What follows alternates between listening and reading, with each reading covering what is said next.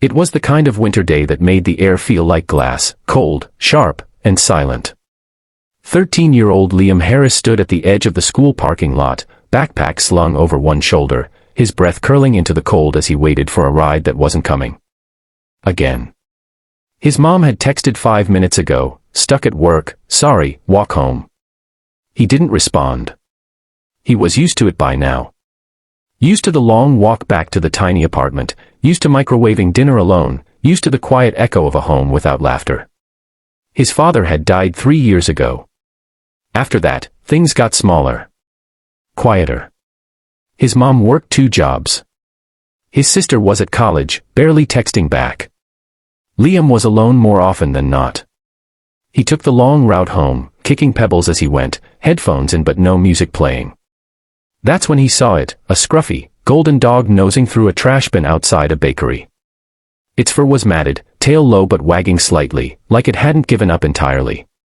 It looked up at him with dark, amber eyes full of something Liam hadn't seen in a while, raw, hopeful curiosity. Liam slowed down, crouched carefully, and held out a hand.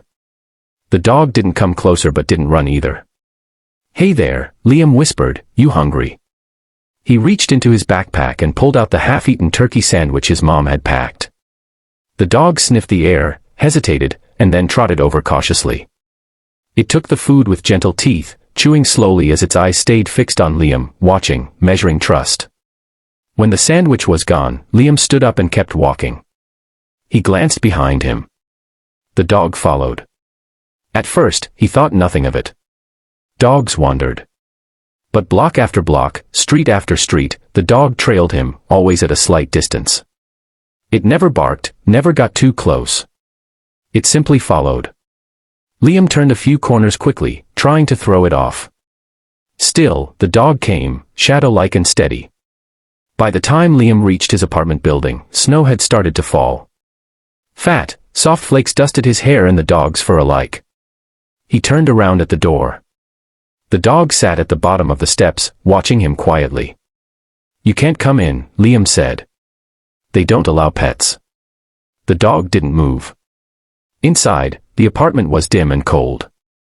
He looked out the window as he microwaved leftover pasta. The dog hadn't moved.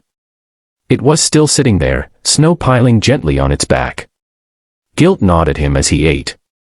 By the time he went to bed, the dog was gone. But the next afternoon, it was back. And the next day. And the next. Every day, Liam would share bits of his lunch. Every evening, the dog would walk him home. He named it Rusty, because of its reddish fur and the way it seemed a little worn down by life. Then one day, Rusty didn't come. Liam waited. He walked slower. He checked the trash bin behind the bakery. Nothing. A tight knot of panic started building in his chest. He realized something: he'd grown used to Rusty. To the silent companionship. To not being alone. So he did something he hadn't done in a long time. He looked for someone. For hours he walked the snowy sidewalks, calling out, searching alleys, checking behind stores. He finally found Rusty curled up beside a dumpster, whimpering softly. One of his back legs was bent strangely, and there was blood in the snow. Liam knelt beside him, heart pounding. "No, no, no, come on, buddy." Rusty licked his hand weakly. Liam didn't have a phone, he'd broken his weeks ago and couldn't afford a new one. But he didn't care. He scooped the dog into his arms, ignoring the weight, ignoring the blood that soaked through his jacket. He ran. It took nearly an hour, but he reached the nearest vet clinic just before they closed. I found him," Liam gasped. "He's hurt. Please." The receptionist hesitated, eyeing his worn clothes, his flushed face. "Do you have a parent or guardian?" "I don't care about the money. Just help him, please." The vet, a woman with tired eyes and a warm voice, took one look at the dog and motioned him in. "We'll do what we can." Liam sat there for hours, not caring about the time, not caring that his mom would be mad. He told them everything. How the dog had followed him. How he didn't know where it came from. How it felt like they had found each other. The vet came out later and knelt in front of him. You saved his life, you know. He had a broken leg and internal bleeding. We operated. He's not out of the woods, but he's strong.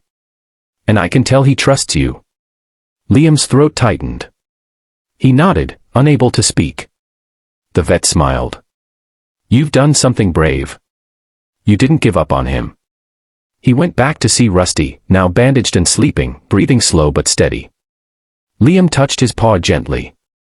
From that day on, everything changed. The clinic allowed Liam to visit every day after school. The vet, whose name was Dr. Morales, took a quiet interest in him. She started giving him books about animals. Then offered to teach him a few things. Then let him help with basic tasks. Eventually, she offered him a part-time weekend job, cleaning, filing, helping walk the recovering pets.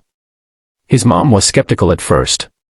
But when she saw him come home with purpose in his step, his voice brighter, his eyes less hollow, she stopped questioning it. Months passed. Rusty healed.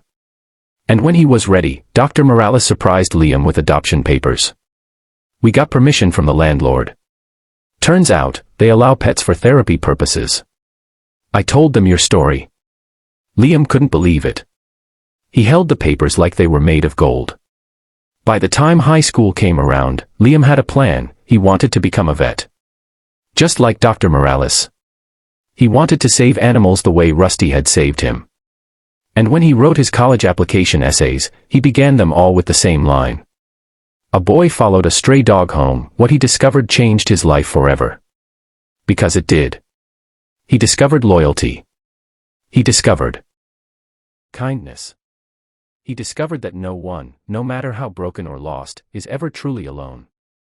Sometimes, we don't rescue animals. Sometimes, they rescue us.